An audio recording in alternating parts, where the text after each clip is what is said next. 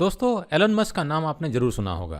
Business world की अगर बात करें तो एलन मस्क जाना पहचाना नाम है। सितंबर 2023 तक एलन मस्क दुनिया के सबसे पैसे वाले व्यक्ति थे और अभी भी मोस्टली वो टॉप 3 में रहते हैं। खैर, प्लस माइनस थोड़ा बहुत तो होता रहता है, लेकिन एलन मस्क की खासियत है रिस्क टेकिंग एबिलिटी, यानी कि वो बड़ा दाव खेलते हैं, बड़ा रिस्क लेते हैं और उस चक्कर में कभी कभार थोड़ा बहुत पोजीशन में फर्क पड़ता है। आपने अक्सर वीडियो में देखा होगा कि एलन मस्क की खासियत, उनकी सक्सेस के बारे में हम काफी बात करते हैं और बहुत सारे वीडियो आपको मिल जाएंगे। लेकिन क्या इंसान का फेलियर भी उनको आगे बढ़ने में हेल्प करता है? जी बिल्कुल। तो इस वीडियो में हम जानेंगे एलन मस्क के 5 ऐसे फेलियर्स और कैसे उन्होंने उन फेलियर्स को सामना किया, क्या उनसे सीखा और हमारे लिए उनसे क्या सीख मिलती है। क्योंकि दोस्तों, एज ए बिजनेसमैन या एज ए प्रोफेशनल्स हमें दूसरों के सक्सेस से तो सीखने के लिए मिलता ही मिलता है, लेकिन काफी सारे फेलियर से भी हमको बहुत सारी लर्निंग मिलती है। तो इस वीडियो में हम जानने की कोशिश करेंगे कि एलन मस्क के लाइफ में कौन से टॉप 5 फेलियर्स हुए हैं, क्या वजह थी और कैसे उन्होंने उसको ओवरकम किया और क्या लर्निंग हमारे लिए है। लेकिन उसको एक्सप्लोर करने से पहले थोड़ा सा बैकग्राउंड जान लेते हैं एलन मस्क के बारे में। तो जैसे कि मैंने बताया, एलन मस्क का नाम टेस्ला या स्पेसएक्स से काफी जाना जाता है। बिजनेस टाइकून्स की अगर बात करें तो यूएस की हिस्ट्री में Steve jobs, Howard Hughes, Henry Ford, Jeff Bezos, इस तरह के जो नाम हैं उनमें से एक नाम आता है एलन मस्क का भी। एलन मस्क की अगर मैं अर्ली लाइफ की अगर बात करूं तो उनका पूरा नाम एलन रीव मस्क है और उनकी पैदाइश 1971 में साउथ अफ्रीका के प्रिटोरिया में हुई थी। अपने माता पिता के 3 बच्चों में से एक थे। उनके फादर साउथ अफ्रीकन इंजीनियर थे और मम्मी कनाडियन मॉडल और न्यूट्रिशनिस्ट थी। 1980 में पेरेंट्स का डिवोर्स होने के बाद में मस्क अपने फादर के साथ में रहने लगे। 10 साल के होते होते उनको कंप्यूटर में काफी रुचि होने लगी और उन्होंने 10 साल की उम्र में ही कंप्यूटर में महारत हासिल कर ली थी और उन्होंने ब्लास्टर नाम का एक वीडियो गेम भी डेवलप किया जो स्पेस इन्वेडर स्टाइल्स का बनाया हुआ था, जिसे कि उन्होंने बाद में पीसी मैगजीन को $500 में इसे बेच दिया। बचपन की अगर बात करें तो मस्क और उनके भाई दोनों ने बचपन में प्लान किया था कि एक वीडियो गेम आर्केड भी बनाया अपने स्कूल के पास में, लेकिन उनके पेरेंट्स ने इसे मना कर दिया था। 17 साल की उम्र में मस्क कनाडा मूव कर गए और वहां पर उन्होंने अपने माता की मदद से कैनेडियन सिटीजनशिप हासिल की। कनाडा आने के बाद में मस्क ने क्वींस यूनिवर्सिटी किंगस्टन में एडमिशन लिया। फिर वहां से उन्होंने ट्रांसफर लेके यूनिवर्सिटी ऑफ पेंसिल्वेनिया चले गए। मस्क ने bachelor of science degree in physics से ग्रेजुएशन किया और साथ ही साथ bachelor of arts in economics भी उन्होंने कंप्लीट किया वाटन स्कूल से। लेकिन इन दोनों में से फिजिक्स उन पर काफी असर किया था। उनका मानना था कि फिजिक्स जो है ये प्रोवाइड करता है गुड फ्रेमवर्क फॉर थिंकिंग और हमें चीजों के बेसिक फंडामेंटल्स और उनके ट्रूथ के बारे में, उनके कारणों को समझने में भी मदद करता है। 24 साल का होने पर मस्क कैलिफोर्निया मूव कर गए पीएचडी करने के लिए, जहां पर उन्होंने स्टैनफोर्ड यूनिवर्सिटी में फिजिक्स पर पीएचडी के लिए एडमिशन लिया। लेकिन इसी दौरान उन्होंने ऑब्जर्व किया कि इंटरनेट का मार्केट और सिलिकॉन वैली बूम कर रहा है। खैर, उनके दिमाग में बचपन से ही अपना कुछ कर गुजरने का एक कीड़ा दौड़ रहा था और उन्होंने 2 दिन के अंदर ही पीएचडी के प्रोग्राम को छोड़ दिया।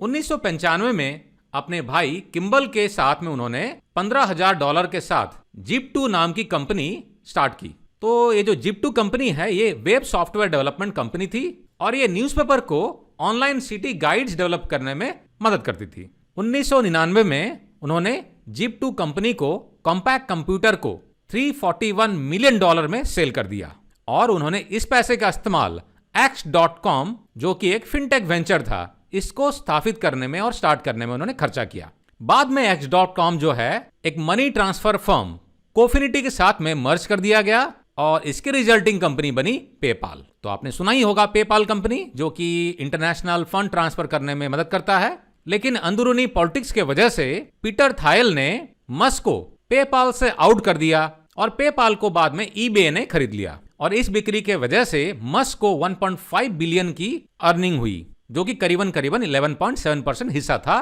पेपाल का। 2018 के एक इंटरव्यू में मस्क ने बताया था कि जब उन्होंने पेपाल को सेल किया था तो टैक्स वगैरह कटने के बाद में करीबन $180 मिलियन की उनकी बचत हुई थी, जिसमें से कि उन्होंने $100 मिलियन स्पेसएक्स को स्टार्ट करने में खर्चा किया, $70 मिलियन को टेस्ला स्टार्ट करने में खर्चा किया और $10 मिलियन को उन्होंने सोलर सिटी के लिए इन्वेस्ट किया। और ऐसा करने की वजह से उनका सारा पैसा खत्म हो गया था और उनको रेंट देने के लिए भी पैसा उधार लेना पड़ा था। तो एक तरीके से आप देख सकते हैं और समझ सकते हैं कि थोड़ा सा सरकी टाइप का दिमाग था। अगर बात करें बड़े बड़े बिजनेसमैन की, तो काफी सारे बिजनेसमैन बहुत ही क्रिएटिव सोचते हैं और थोड़ा हट के डिसीजन लेते हैं और काफी मौकों में बहुत रिस्की भी होता है। लेकिन अगर रिस्क नहीं है तो फिर गेन भी नहीं होता है। यह हम मस्क के लाइफ से सीख सकते हैं। उन्होंने कभी भी रिस्क लेना छोड़ा नहीं है, चाहे जितनी भी फेलियर्स आई हो। खैर, अब अगर अभी की बात करें तो 2023 में मस्क करीबन $200 बिलियन का नेटवर्थ होल्ड करते हैं और इनके द्वारा स्थापित फेमस कंपनियों में से टेस्ला, स्पेसएक्स, पेपाल और बोरिंग कंपनी है। चलिए अब आगे बढ़ते हैं और समझते हैं मस्क के कुछ फेलियर्स और उनसे कैसे उन्होंने ओवरकम किया और क्या हमें लर्निंग मिलती है। तो दोस्तों, पहला चैलेंज जो हुआ वो टेस्ला का प्रोडक्शन से रिलेवेंट है, जो कि 2008-2009 के बीच में उन्होंने फेस किया था।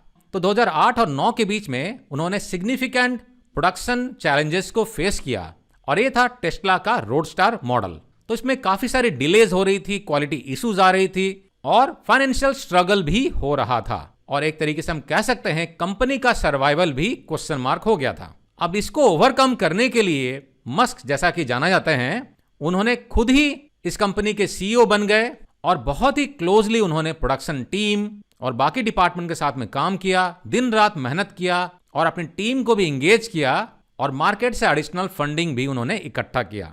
तो इससे अगर हम लर्निंग की बात करें तो मस्क जो है हैंड्स ऑन अप्रोच पर बिलीव करते हैं और खुद ही चीजों में घुस के उसको लीड करने में बिलीव करते हैं। उनके लिए टफ टाइम कुछ नहीं होता है, टफ टाइम एक अपॉर्चुनिटी है अपने आप को प्रूव करने के लिए और ये अपॉर्चुनिटी होता है ग्रो करने के लिए और कंपनी को चैलेंजेस को फेस करने में अडेप्टेबल भी बनाता है, ऐसा उनका मानना है। दूसरा उनका फेलियर हुआ था स्पेसएक्स का। तो स्पेसएक्स जो है 2006 से 2008 के बीच में अगर हम बात करें तो फाल्कन 1 रॉकेट ये लगातार 3 अटेम्प्ट में फेल हुई थी।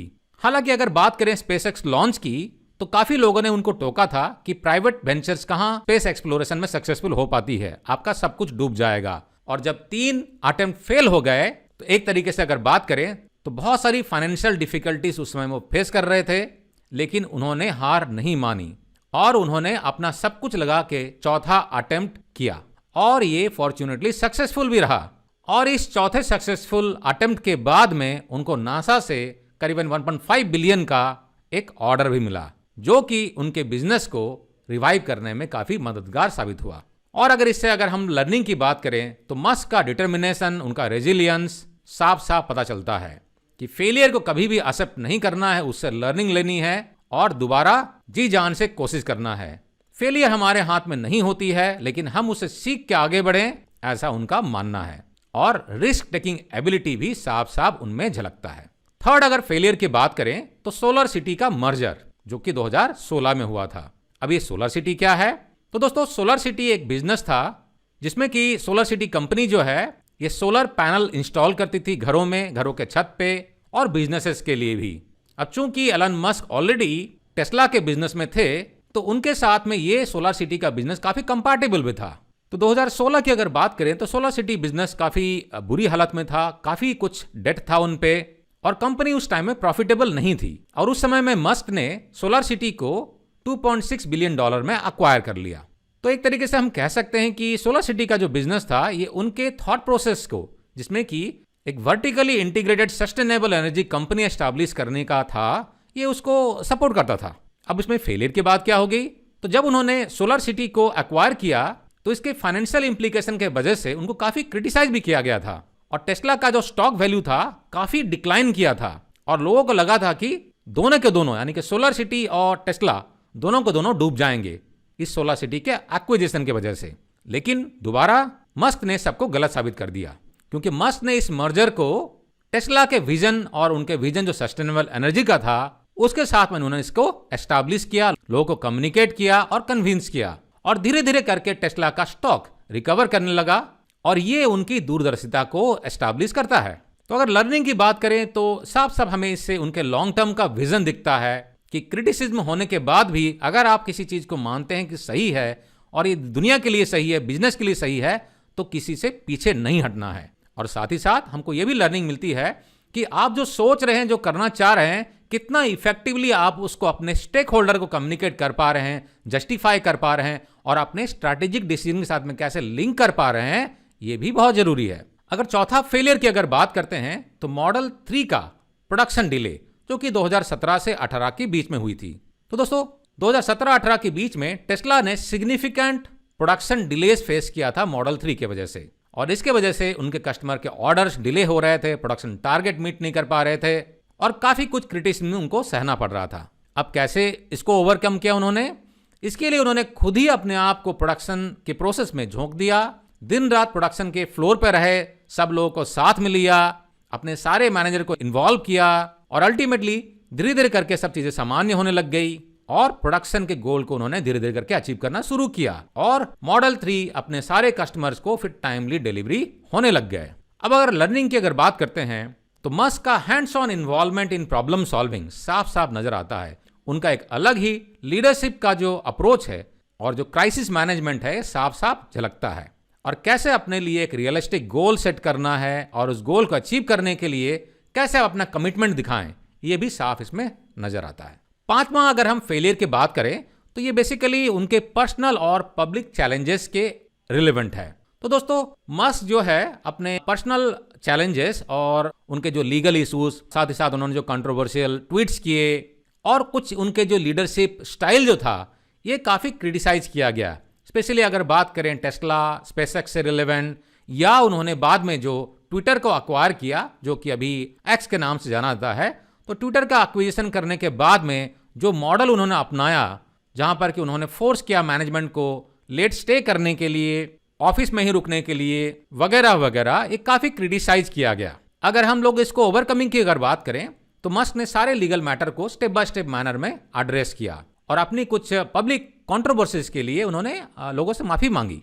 और अगर हम लर्निंग की बात करें तो ये हमें काफी बड़ी सीख देती है कि मस्क में एक खासियत है कि अपनी मिस्टेक्स को एक्नॉलेज करते हैं, मानते हैं, उसमें सुधार करते हैं और उनमें ह्यूमिलिटी है और सेल्फ अवेयरनेस है। ये उनकी खास एक लीडरशिप क्वालिटी है। तो दोस्तों हम देख सकते हैं कि मस्क एक स्पेशल इंसान है, एक बिजनेस टाइकून है और ऐसे ही उन्होंने इतनी उपलब्धि हासिल नहीं की है। ये जो मुकाम उन्होंने हासिल किया है उसके पीछे उनके काफी फेलियर्स हैं और उन फेलियर से लर्निंग लेना, सीखना और बाउंस बैक करना, वापस आना, ये उनकी खासियत है।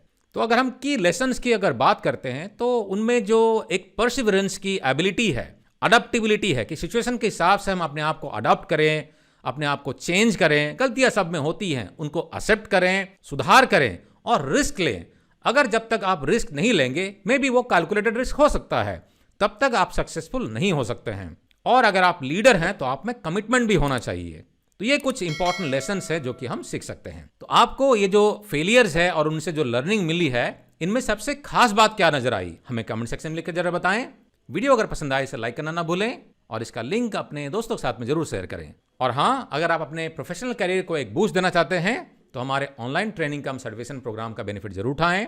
हमारे पोर्टल courses.qualityhubiner.com को विजिट करें या हमारे ऐप को गूगल प्ले स्टोर से या एप्पल के स्टोर से डाउनलोड करके आप ऑनलाइन कोर्सेज को एक्सप्लोर कर सकते हैं और एक नई ऊंचाई छू सकते हैं। नमस्कार।